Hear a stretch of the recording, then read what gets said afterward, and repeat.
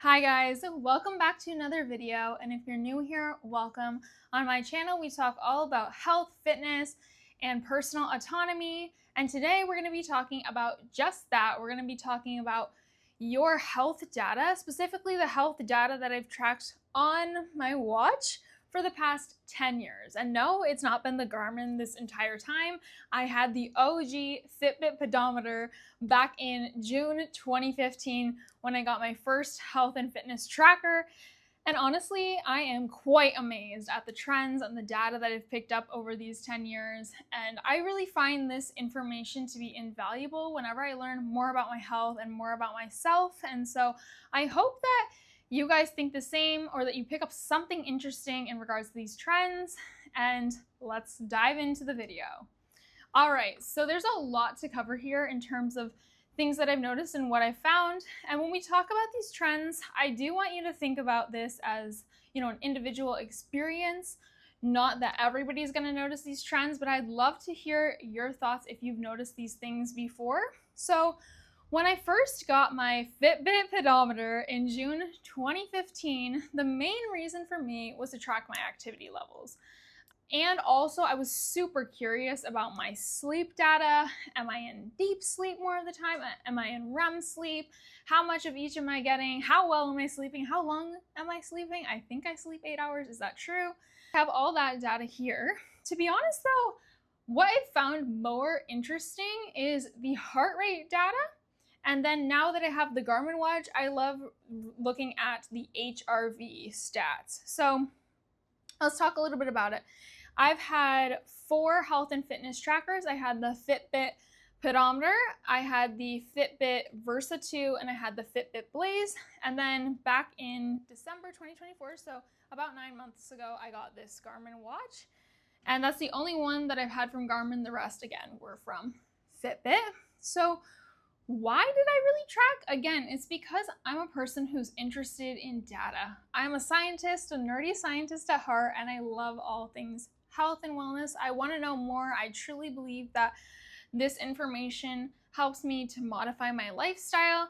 And while I think that we're very much at the tipping point in terms of, or the early stages in terms of personal health data, now we're seeing the explosion of glucose tracking, like with the company level. These tracking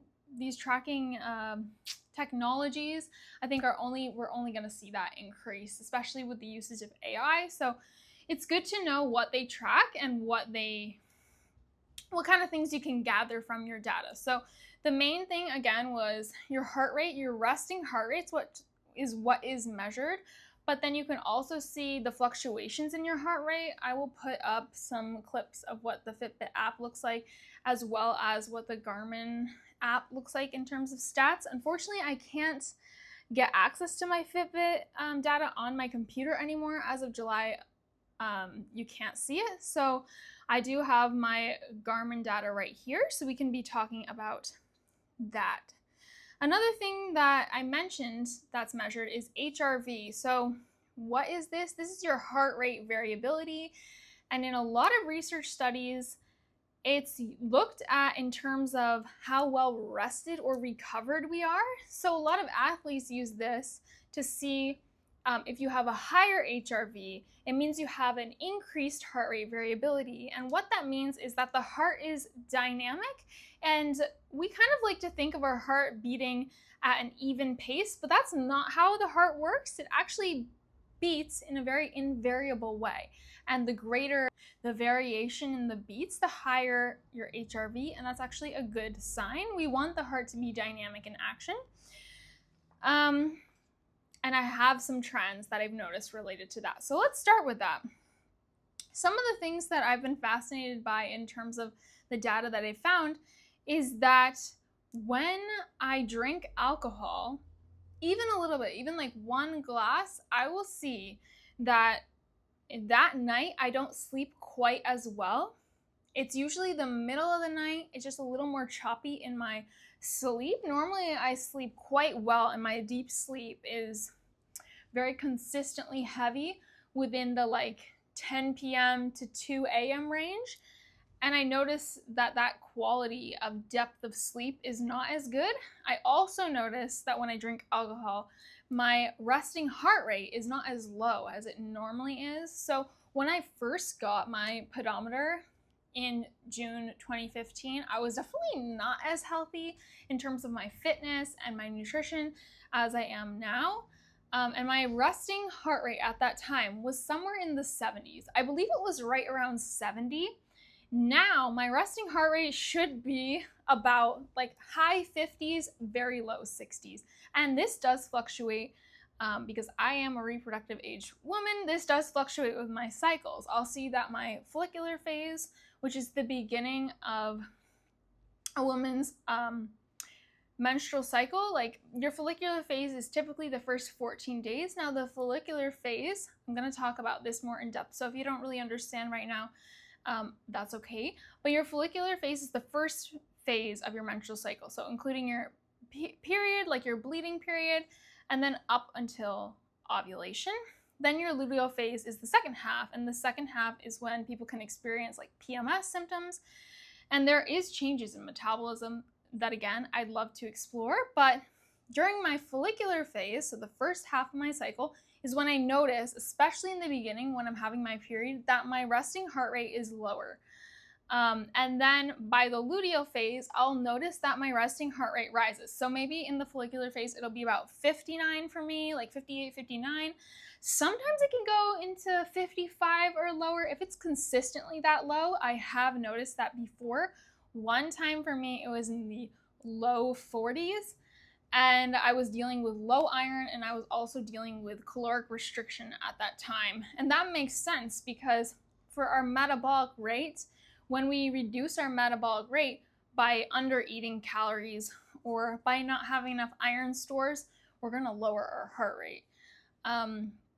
So anyway, for me, again, in my follicular phase, it's typically a little bit lower. For me, so that's like the high 50s, and then in my luteal phase, it might get up to like 62, 63. So that's a trend that I've noticed where my resting heart rate fluctuates with my menstrual cycle, but it also fluctuates if I drink alcohol or not, which I don't do very often. So maybe that is why I notice it, but my resting heart rate will tend to rise a little bit. Another thing that causes my resting heart rate to rise is if I'm about to get sick. I will notice that my resting heart rate rises prior to me getting a cold or a flu or something like that. It will spike. And I actually have data from this back in February 2019. Actually, no, February 2020. Yeah, February 2020, I got the flu and I was out, and I remember my resting heart rate just kept spiking up way higher than I'd ever really seen it to be for me, or like consistently seen it to be for me, well into the 70s. And I will drop that data here. Very fascinating. Another thing that causes my resting heart rate to rise is stress. So it's a little bit hard when you have all these variables at play, but if there's a period of time, like for me this past February, I was taking my board exams for naturopathic medicine, and my resting heart rate was really high. I was stressed out. I was, probably not sleeping as well, and just really worried about that test. And so I, inevitably saw my resting heart rate to rise. And simultaneously, I'll see that my HRV lowers. And that's because you're not able to recover as well when you're so stressed. All right, I think I talked about the resting heart rate and all the things that I've noticed in regards to that. Also, I don't think I fully dove into that, but just so you have a quick understanding, your resting heart rate is the heart rate that's like when you're at rest, when you're sleeping. So typically a tracker will track your resting heart rate. When you're sleeping, you'll find your best data. You use that data for your resting heart rate after sleep, and then you use any data after in terms of your heart rate. You consider like what was going on during that day. You might see spikes when you're stressed during the day in your heart rate, or you might see spikes when you're moving more. That's all kind of normal and a typical trend. A thing that I think is important to remember is that when you look at resting heart rate or any data really, even sleep, like a lot of people want to look at their sleep data and see, oh, how much REM sleep am I getting during the night and how much deep sleep. You might really like fuss over the data of a day-to-day event.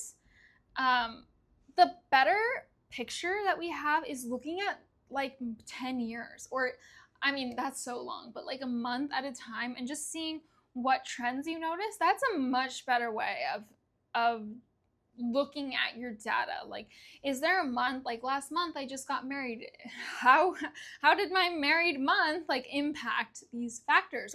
Or like I was saying, in February I was taking my board exams. How did that period of my life when I was very stressed impact some of my data? I think it's really important to not get so, in terms of health, like we get so hung up on the day-to-day, but it's much more important to look at, you know, how was this month or how was this week, even in terms of our health data. And for women to look at a few cycles, how is, like, are these trends that I'm noticing consistent with my cycle changing? Like for me, I notice that when I'm in my follicular phase, I can use less sleep and I have way more energy. Also during that time, I have way less cravings. And you can see the quality of my sleep during my follicular phase is so much better. It still rates my sleep score as much higher. Last night, for example, I had quite poor quality sleep. I slept for a duration, it says, of 6 hours and 39 minutes. My sleep score was 52. That is very bad. So like tonight might need a little bit of extra sleep because last night was so bad.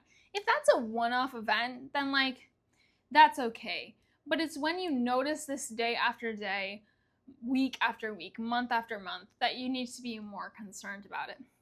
Another thing that I love about the Garmin that it shows me, and let me just pull up more of this data because I think it's super fascinating, is it has what's called your body battery. I actually don't know what goes behind calculating this. It's kind of taking into consideration your, like, how well you slept. It considers how much stress that you had during the day, how much movement that you had, and I believe these are all correlated again with like your heart rate, because they would know, oh, you're moving, like your heart rate and your steps signal that you're moving, and that would obviously bring your body battery down a little bit. But when you're doing intense activity, like I've been running a lot this month, for example, last weekend I ran 5 miles, like that really drains your body battery a lot more. Kind of makes sense.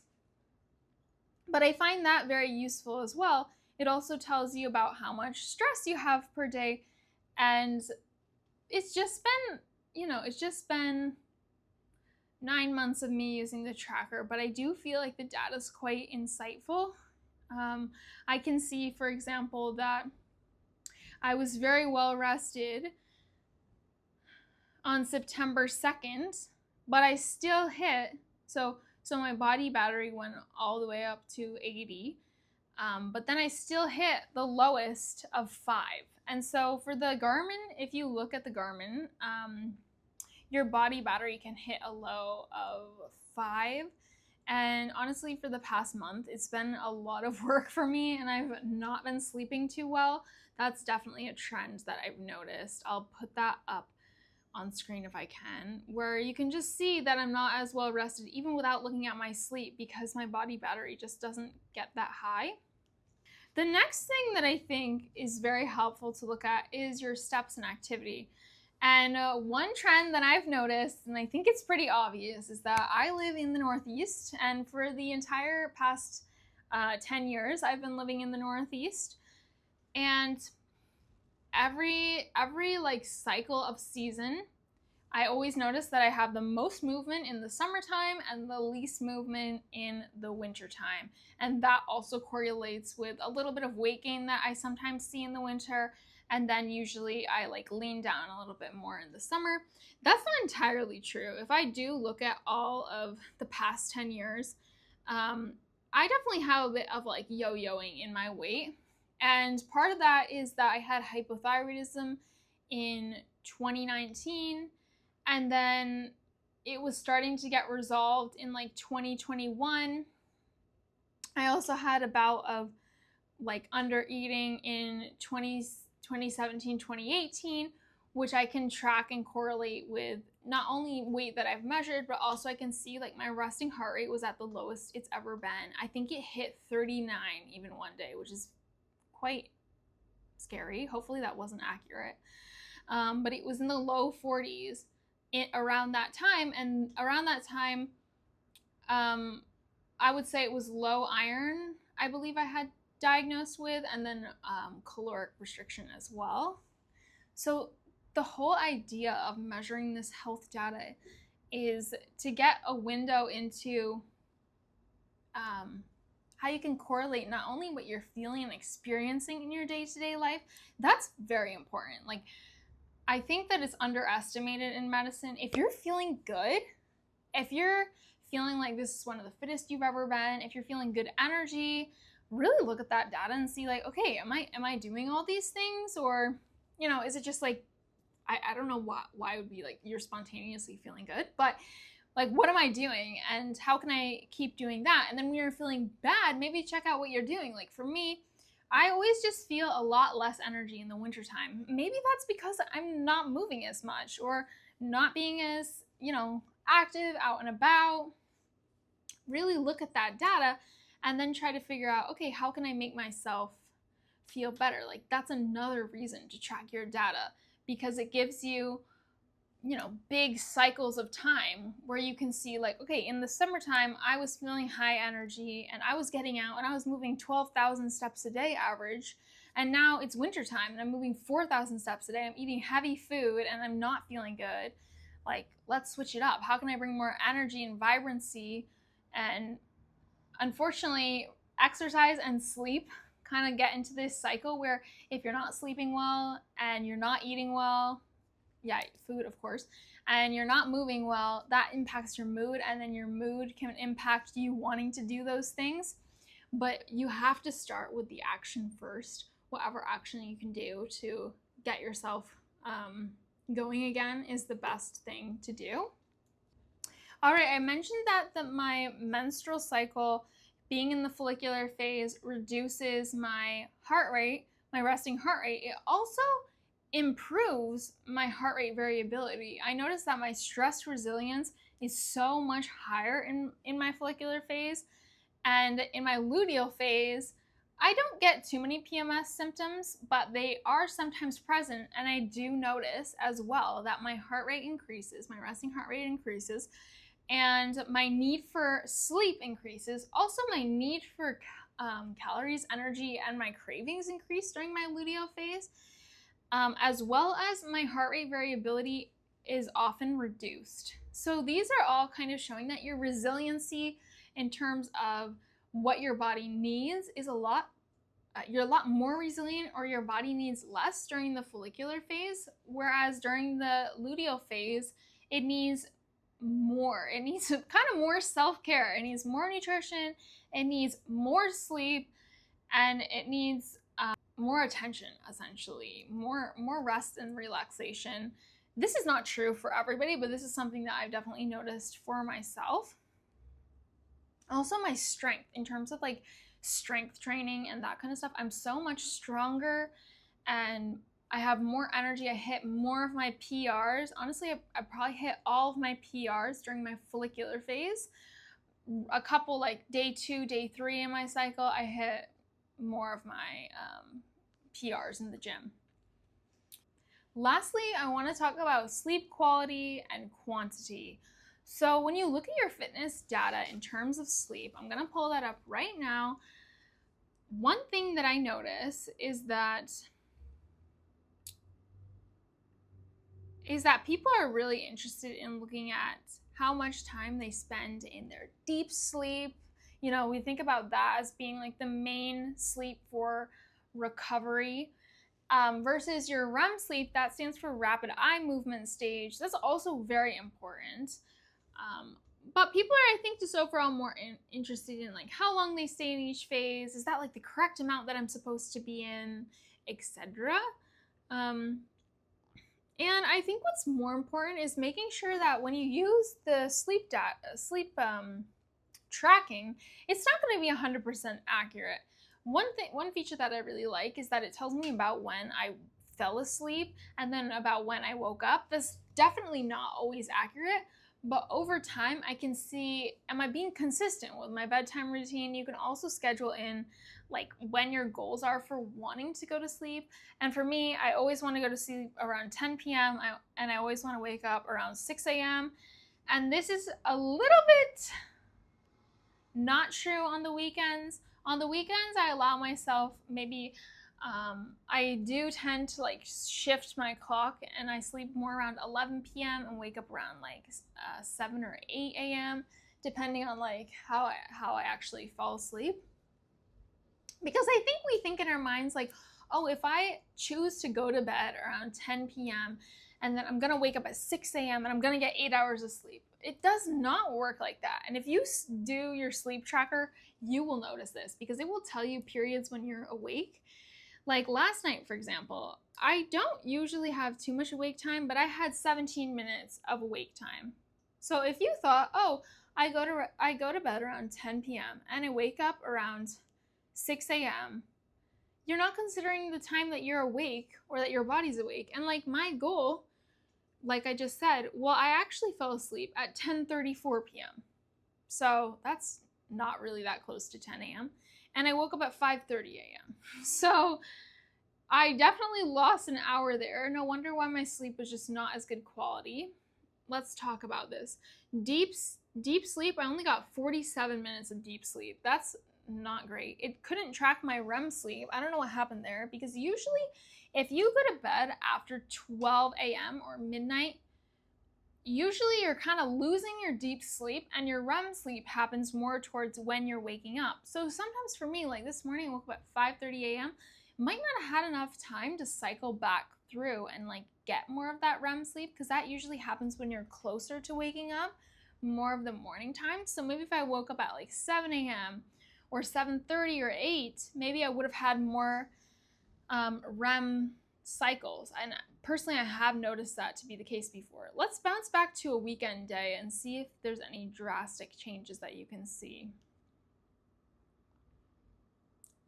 Let's check that out. That would have been the 13th of September, I believe. I don't know why it doesn't tell me what day is a weekend. Yep, 13th is a Saturday, 14th was the Sunday. So let's see how I did. All right, on the 13th of September, my duration apparently was excellent. It was 8 hours, 7:59 minutes to be exact. And I went to bed, like I told you, right around 11 p.m., 10:56 p.m.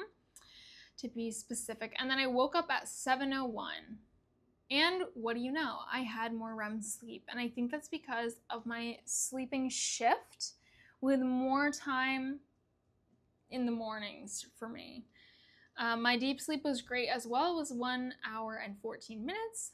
Light sleep was 6 hours and 10 minutes. And I was awake for 5 minutes. Your girl was very tired, I think. And then Garmin says, to enhance your ability to get good sleep, try to stick to a regular sleep schedule, avoid caffeine and alcohol several hours before bedtime.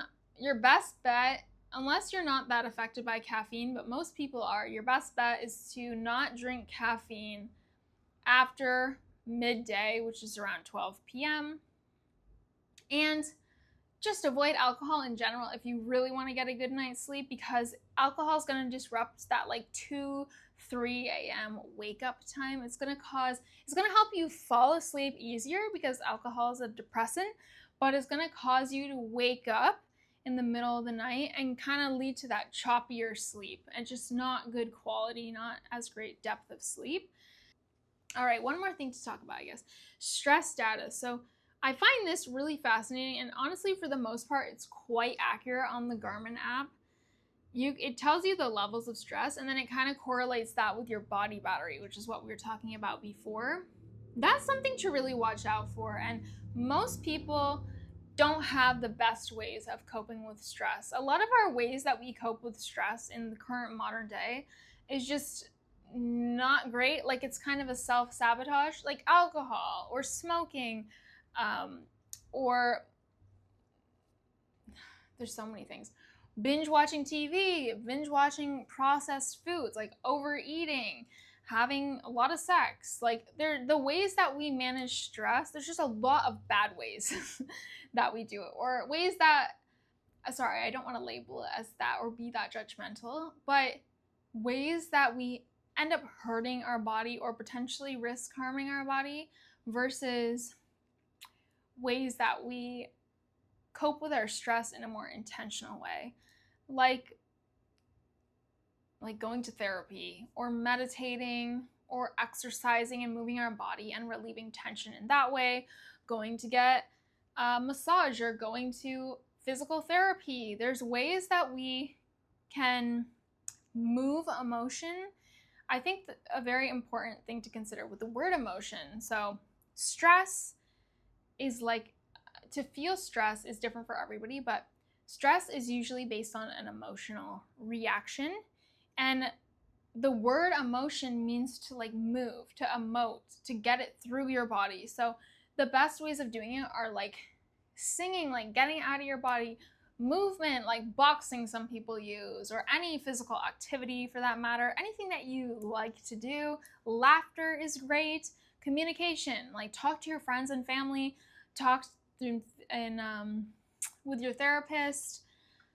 There's many ways to get rid of stress, but a lot of them that most people rely on work. I forgot work as being both a positive and a negative way of getting rid of stress. A lot of people turn into like workaholics, and there's a fine line. I know we don't think of like workaholism as an addiction, but I just wanted to use this little bit of time to highlight that it's important to find stress management tools that are not harmful for ourselves. So thank you guys for tuning into this video today. Again, please drop any trends that you've noticed in using your health and fitness trackers. I hope you took something away from this video. Also drop any video ideas. I know I mentioned a few. If you want me to make a video on the menstrual cycle, the different hormones, how that impacts female physiology and metabolism, I would love to do that for you guys. Let me know with either a like or a comment below. And thank you guys again for tuning into this video. I'll see you in the next one. Take care. Bye.